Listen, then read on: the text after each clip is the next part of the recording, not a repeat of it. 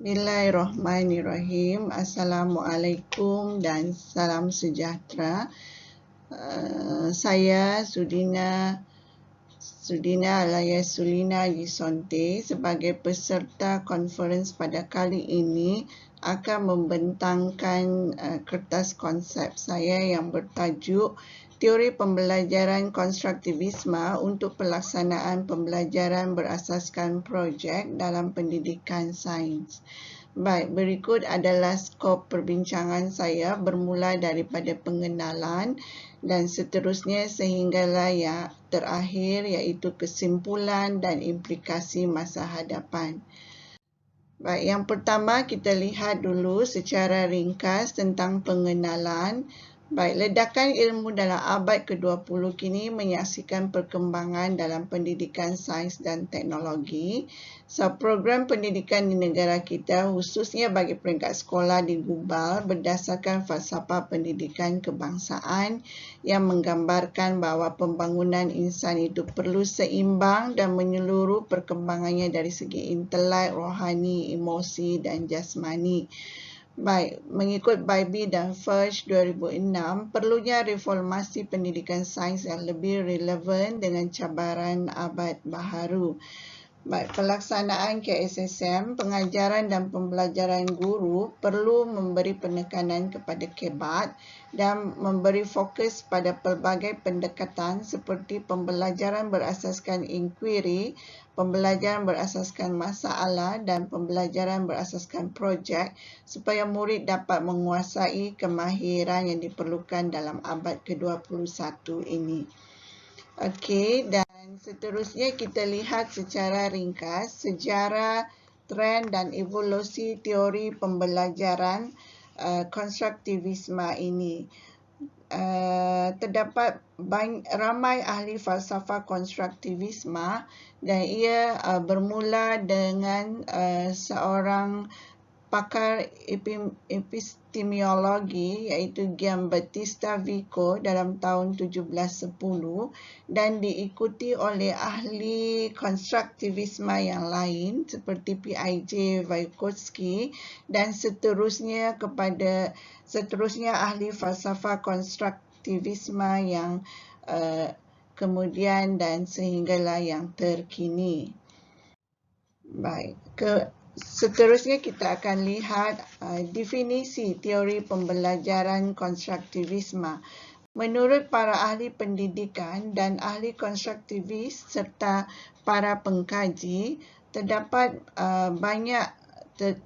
banyak definisi yang diberikan. Contohnya, teori pembelajaran konstruktivisme ini adalah sebagai satu panduan dalam pendidikan dan digunakan dalam proses PDP di dalam bilik darjah. Itu menurut Syahidah Nadia 2015. Begitu juga yang dinyatakan oleh Juleha dan Ehsan Dimitra 2004 menyatakan bahawa pengetahuan merupakan perolehan individu melalui penglibatan aktif dalam proses PDP. Dan menurut Dick and Carey 2006, pembelajaran konstruktivisme ini juga diistilahkan sebagai scenario of problems. Dan Woolfolk 2009, Cruikshank et al. 2006 juga ada menyatakan definisi teori pembelajaran konstruktivisme ini. Baik.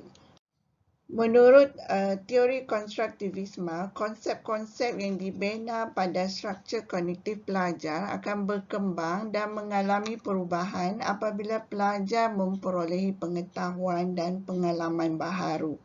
Baik, ini dipersetujui oleh Rumilhat dan Norman 1978 di mana terdapat proses pertambahan atau accretion iaitu pelajar membina konsep dalam struktur kognitifnya dan menghubungkannya dengan pengetahuan baru dan pengetahuan sedia ada.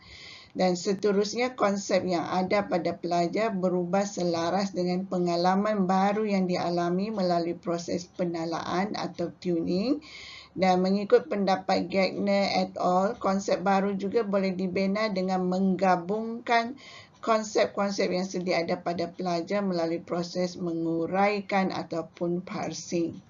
Dan dengan itu peranan yang penting kepada guru menerusi teori ini, guru akan memahami proses pembelajaran berlaku dalam diri pelajar dan faktor yang mempengaruhi dan mempercepatkan proses pembelajaran dapat dikenal pasti. Baik. Elemen penting dalam teori pembelajaran konstruktivisme menurut beberapa pengkaji dapat dinyatakan seperti berikut. Ini yang dinyatakan oleh Yuli Lawati 2004, iaitu terdapat 5 elemen penting. Baik, kemudian seterusnya elemen teori pembelajaran konstruktivisme daripada Sirosh 2004, Rianto dan Sirosh 2014 pula adalah seperti berikut.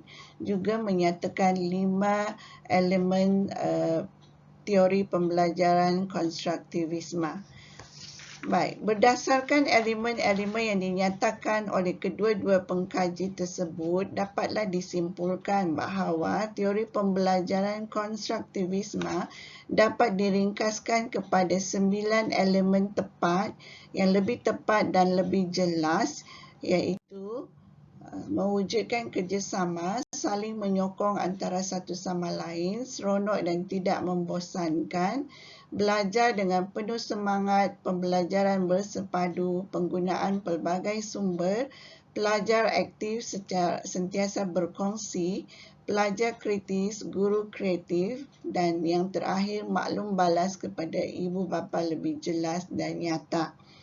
Baik, perbincangan selanjutnya berkaitan kepentingan teori pembelajaran konstruktivisme sememangnya tidak dapat dinafikan bahawa teori pembelajaran konstruktivisme memberikan impak yang tinggi terhadap pembelajaran pelajar. Baik, berikut disenaraikan pada slide ini adalah pernyataan tentang oleh pengkaji-pengkaji tentang kepentingan teori pembelajaran konstruktivisme.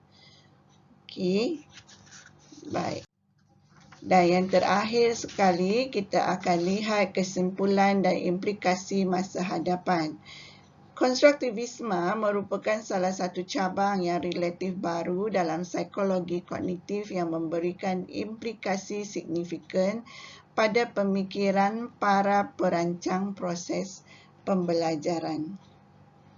Baik, kesimpulan di sini ialah konstruktivisme berkait rapat dengan pengalaman yang dimiliki oleh seseorang pelajar selain peranan seorang jurulatih atau guru sebagai pembimbing atau pemudah cara.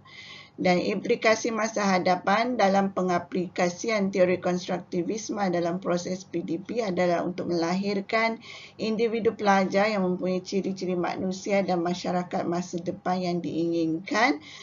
Contohnya mempunyai kepekaan, kebebasan, tanggungjawab terhadap risiko atau cabaran dalam membuat keputusan, mengembangkan semua aspek potensi melalui pembelajaran berterusan. Baik, dengan pernyataan kesimpulan dan implikasi masa hadapan itu, maka berakhirlah sudah pembentangan kertas konsep saya dan saya ucapkan ribuan terima kasih atas kerjasama dan perhatian yang diberikan sepanjang sesi perkongsian saya pada hari ini. Dengan itu, saya ucapkan sekian, terima kasih.